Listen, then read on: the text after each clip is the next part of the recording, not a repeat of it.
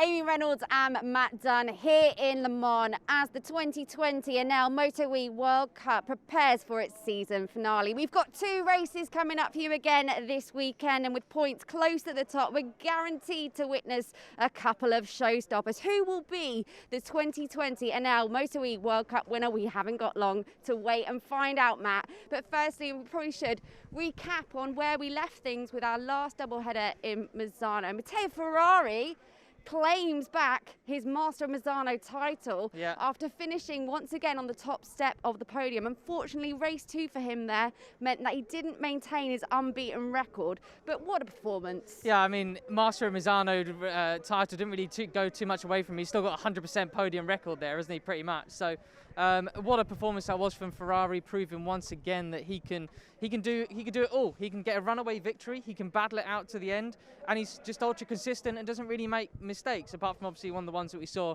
at the start of the season. So Ferrari, a really strong contender coming away from that one for sure. And in the driving seat as we come into the season finale here in Le Mans. Well, as you mentioned, he is firmly in the driving seat. Actually, I say firmly, he's only 4 points in the championship lead. He obviously took that lead over from Domi Aegerter, who had a bit of a nightmare in that final race. Yeah, he really did. Unfortunately, with the heat of the battle and someone else, I think you could arguably say he got a bit too overexcited, being at the sharp end for the first time, and understandably so, and understanding how tricky it is to overtake on these bikes. I mean, we see such great action here, but I think what mistakes like that from Marcon really showed is how skillful it is to actually make the overtakes and the kind of racing that we see in MotoGP.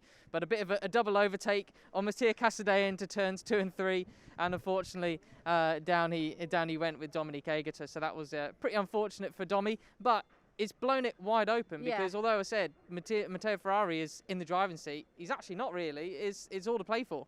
Well, you said, like, the thing is, Domi Aegerter down and not out. We've got a lot of championship talk, or sorry, I should say World Cup talk, to come on to in a little bit. But I also wanted to just finish off by talking about the 2 men who are currently sitting 3rd and 4th in the World Cup standings, who ended up battling out for those final podium positions.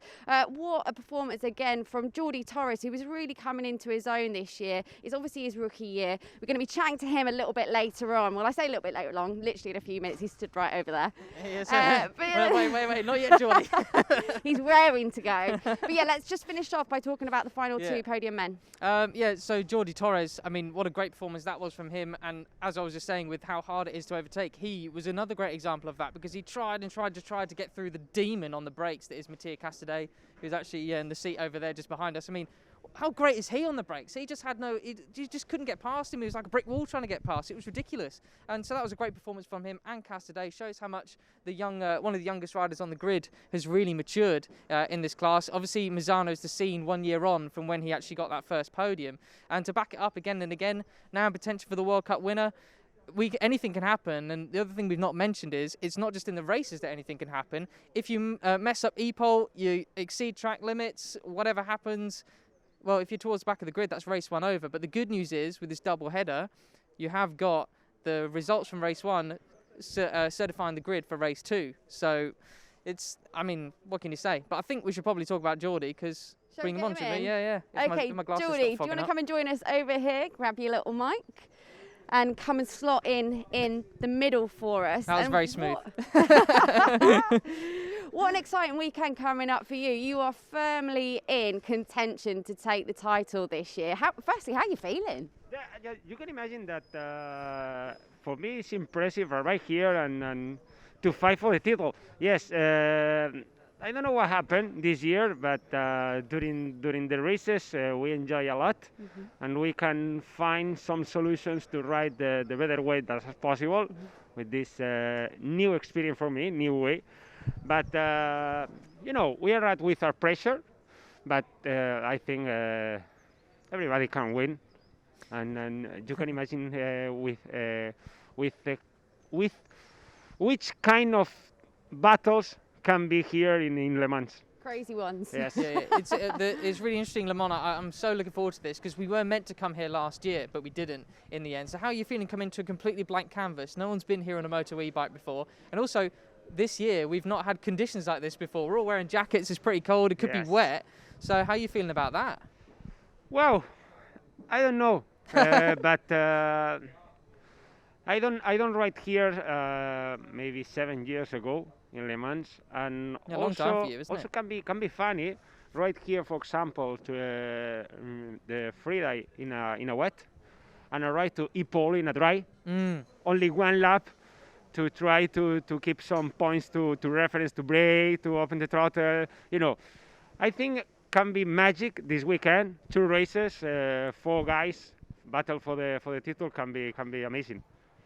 Jordi, how much does it change things riding the Moto E bikes, which are, bigger, heavier bikes in colder conditions where you've really got to get the heat into those tyres? What's it like? Yeah, I think that the bike can be fast on the Yeah. cold condition and also in a wet condition because okay, it's a heavy bike, but you can put many weight in your tires and can be better grip to the bike. But I don't know. This is my imagination, because never ride in a wet conditions Sure. for us. But we don't have too many laps to learn something in a wet. But cross fingers to appear in some moments the sun, and yeah, we'll see. I got to ask Jordi, that race in Misano, just almost pulling for you to make that overtake on Mattia Casadei, but you could tell how difficult it was, and being a rookie, learning your way around this different riding style and everything like that.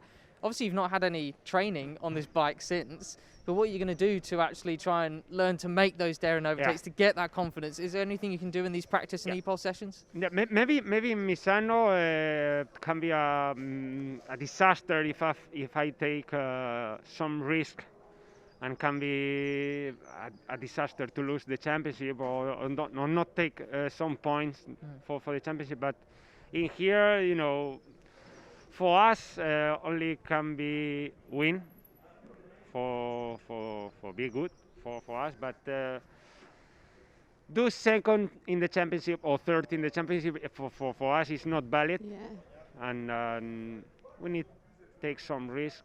And I don't know what happened in this bike to overtake in a wet condition, in a dry condition, because also in Le Mans have some difficult points to overtake because many break points in downhill, many chicanes, and with this kind of bikes, lose a little, the lane can be a disaster, or maybe can touch another rider. So some difficult moments to overtake. But anyway, in this track, we need to take some risk and try to win the both races. You got to get that magic in Le Mans, mate. Magic Yeah. in Le Mans. Jordi, I'm going to put you on the spot for the final question.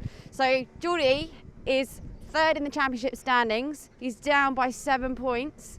Who do you think is going to be your biggest competition for the title? I think. Tell us. Yeah. Maybe, I don't know, but Agerter, is very strong, have a very unlucky in the Misano, but I think it's the highest rival in this circuit. But anyway, maybe after appear during the race, Simeon, Granado, many other rivals that in here can be faster and can do a great fight. Definitely. Oh, there's going to be fireworks, Can't wait. guaranteed. Cannot wait. Anyway. So coming up this weekend, we've got E-pole and race 1 on Saturday, and then our final race, which is guaranteed to be the World Cup decider, will be on Sunday after all of our Moto3, MotoGP, Moto2 action. So make sure you tune in and don't miss out. From us 3 now, though, it's goodbye for now.